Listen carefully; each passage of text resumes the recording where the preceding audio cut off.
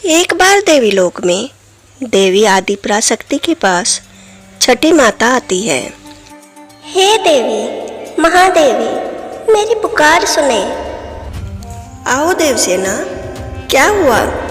माता, घोर कलयुग आ चुका है। धरती पर पाप और अत्याचार बढ़ रहे हैं। अब तो इन्होंने बालकों को भी नहीं छोड़ा। पांड्या साम्राज्य में बालकों के ऊपर घोर अत्याचार हो रहे हैं माता। जैसा कि आप जानती हैं, मुझे बालक अति प्रिय है। मुझसे उनका दुख नहीं देखा जा रहा। देवी, आप कुछ कीजिए। देवसेना, तुम्हारी समस्या का उपाय विशालकाय देवी पेरियाची करेगी। पेरियाची देवी? ये कौन है? देवसेना, ये पार्वती के चामुंडा अवतार का ही रूप है और ये देवी लोक में शेषनाग के ऊपर विराजमान है। उसके पश्चात छठी माता देवसेना पेरियाची माता को ढूंढते हुए देवलोक में निकल जाती है। देवसेना को शेषनाग के ऊपर एक विशालकाय देवी दिखाई देती है। वह देवी अनंत शयन में थी। हे देवी पेरियाची, मेरी पुकार सुने। क्या हुआ? क्या समस्या है तुम्हारी? देवी पेरियाची, आपको तो बालक अति प्रिय है ना? धरती लोक में बालकों के ऊपर घोर अत्याचार हो रहे हैं। बालकों के ऊपर अत्याचार? ये कौन दुष्ट है जो बालकों को सता रहा है? मैं उसे नहीं छोड़ूंगी। बताओ देवसेना, कहाँ है वो? हे देवी, विनाश से पहले हमें चेतावनी देनी चाहिए। हे देवी, कोई लीला कीजिए और उसकी आंखें खोलिए। और देवी पेरियाची बटुक भैरव को प्रकट करती है। भैरव, पांड्या साम्राज्य में जाओ और जाकर उस राजा को चेतावनी दो। और अगर चेतावनी देने पर भी न माने तो तुम्हें पता है तुम्हें क्या करना है। जैसी आपकी आज्ञा माता। बटुक भैरव बाल ऋषि का रूप लेकर पांड्या साम्राज्य में जाते हैं। वहां जाकर बटुक भैरव छोटे छोटे बालकों को खेतों में, व्यापारों में, दुकानों पर काम करते देखकर निराश हो जाते हैं। वह देखते हैं कि किस प्रकार बड़े बड़े लोग छोटे छोटे बच्चों को गुलाम बनाकर उन्हें मार रहे थे। वह पांड्या साम्राज्य के राजा से कहते हैं, हे राजन, ये कैसी अवस्था है आपके साम्राज्य की? वे बालक जिन्हें पलकों पर बिठाकर रखना चाहिए, आपके राज्य में उनसे मजदूरी करवाई जा रही है। वे संतानें जिन्हें देवी का आशीर्वाद माना जाता है, आप उन पर हाथ उठाते हैं। ए बाल ऋषि, तुझे क्या? हम अपने बच्चों पर हाथ उठाए या मारे, वे हमारे बच्चे हैं। तू होता कौन है हमें कहने वाला? परंतु राजन, बच्चों पे मजदूरी थोड़ी ही करवाई जाती है।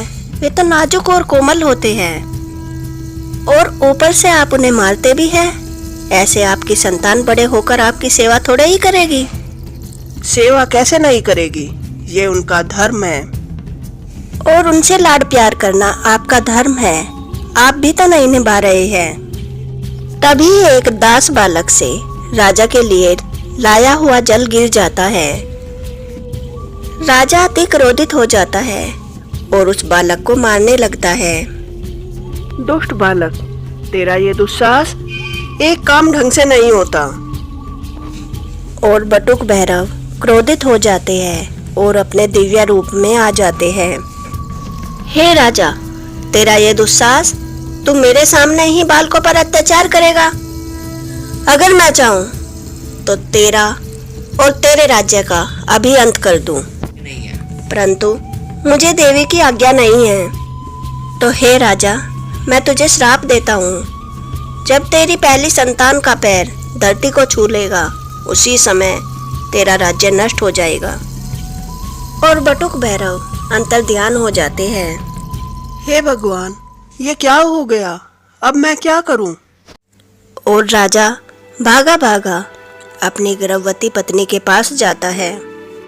हे प्रिय, अनर्थ हो गया है, जल्दी से मेरी बात सुनो। क्या हुआ स्वामी, आप इतने विचलित क्यों हो? आज हमारे साम्राज्य में बटुक भैरव एक बाल ऋषि का रूप धारण करके आए थे और मुझे उन्होंने श्राप दे दिया है। बटुक भैरव, साक्षात महादेव का रूप, उन्होंने आपको श्राप दे दिया? क्या श्राप दिया स्वामी? हमारी संतान जो तुम्हारे गर्भ में है, जिस समय धरती पर उसका पैर छुएगा उसी समय हमारा सारा साम्राज्य नष्ट हो जाएगा। अब हम क्या करें स्वामी? ये तो बहुत बड़ी दुविधा है। इस दुविधा का एक ही उपाय है कि इस बच्चे का जन्म ही ना हो।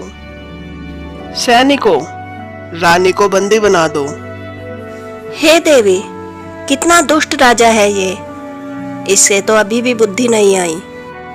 भैरव, यह तुम्हारा श्राप ही नहीं समझ पाया।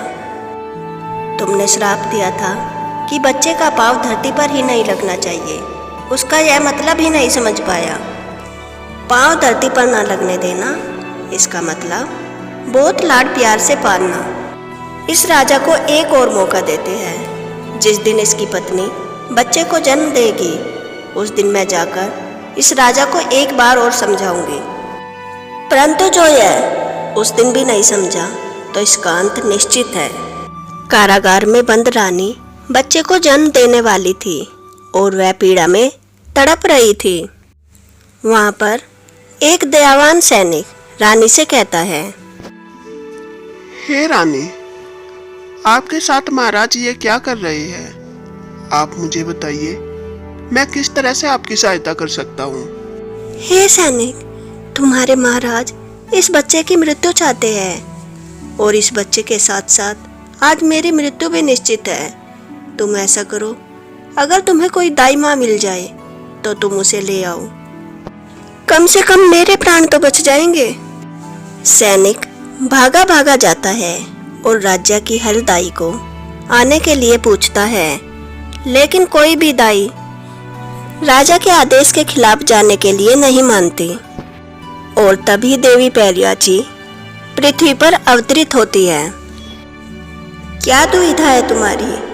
तुम इतने चिंतित क्यों लग रहे हो? क्या आप दाई माँ हैं? अवश्य, परंतु ऐसा क्यों पूछ रहे हो तुम? हमारी रानी बहुत संकट में है, वे कारागार में बंद है। कोई भी दाई माँ राजा की आज्ञा के खिलाफ नहीं जाना चाह रही और उनकी मदद नहीं कर रही। कृपा करे दाई माँ और आप हमारी रानी के प्राण बचा ले। तुम्हारा राजा तो बहुत दुष्ट है, एक गर्भवती स्त्री को ऐसे तड़पा रहा है। चलो, मैं तुम्हारे साथ चलती हूँ। परंतु दाई माँ, अगर राजा ने हमें जाते हुए देख लिया तो वह हमें मार देगा। इसका भी उपाय है मेरे पास। और देवी के चमत्कार से राज्य के सभी लोग निंद्रा में चले जाते हैं और देवी जाकर गर्भवती रानी की प्रसव में मदद करती है। देवी पैरियाची की दिव्यता से रानी का सारा दर्द चला जाता है और बच्चा पूरी तरह से स्वस्थ पैदा होता है। और देवी अपने एक हाथ में बच्चे को हवा में पकड़ लेती है ताकि उसका पैर धरती पर न लगे। और राजा तभी अपनी निद्रावस्था से जागता है। अरे, रानी के चिल्लाने की आवाज तो समाप्त हो गई। लगता है रानी और बच्चा दोनों खत्म हो गए। और राजा खुशी खुशी कारागार की तरफ जाता है। परंतु कारागार में दाई माँ को और उनके हाथों में अपनी संतान को देखकर बहुत क्रोधित हो जाता है। ए दाई, तू मेरे आदेश के खिलाफ गई? अभी तेरा धड़ से मैं सर कलम कर देता हूँ। परंतु तुझसे पहले इस संतान का अंत करना जरूरी है। ला, ये संतान मुझे दे दे। क्या पता मैं तुझे कम पीड़ा वाली मृत्यु दे दूं। हे राजा, कैसे वचन बोल रहा है तू? अपनी खुद की संतान को मारेगा? बटुक भैरव के श्राप को तू समझ ही नहीं पाया, परंतु मैं तुझे एक आखिरी मौका देती हूँ। धरती पर पाँव न लगने का मतलब था बच्चे को लाड प्यार से पालना। अब भी समझ जा राजा, और इस संतान को ले और इसे प्यार से पालना।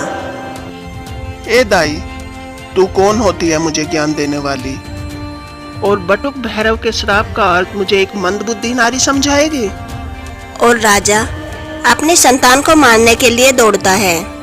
माता पेरियाची अपने क्रोधित दिव्य रूप में आ जाती है और माता पेरियाची उस राजा को अपने पैर से धरती पर दबा देती है और अपना त्रिशूल उसकी छाती में घुसा देती है। राजा की वहीं पर मृत्यु हो जाती है और रानी अपने होशो हवास में आ जाती है। देवी, माता रानी आप? ए रानी, मैंने तेरी संतान की रक्षा तेरे पति से की है।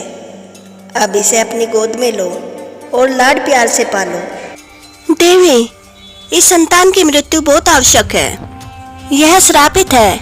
अगर इसे नहीं मारा तो हमारा सारा साम्राज्य खत्म हो जाएगा।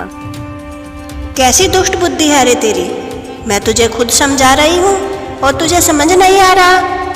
यह संतान श्रापित नहीं, तुम्हारी बुद्धि श्रापित है। देवी, मैंने इसे प्राण दिए हैं तो इसके प्राण लेने का हक भी मुझे है। तूने इसे प्राण दिए हैं, तूने इसे जन्म दिया है। हे दुष्ट नारी, प्राण देने वाली सिर्फ भवानी है। परंतु रानी को देवी की बात समझ नहीं आती और वह अपनी संतान के प्राण लेने के लिए दौड़ पड़ती है।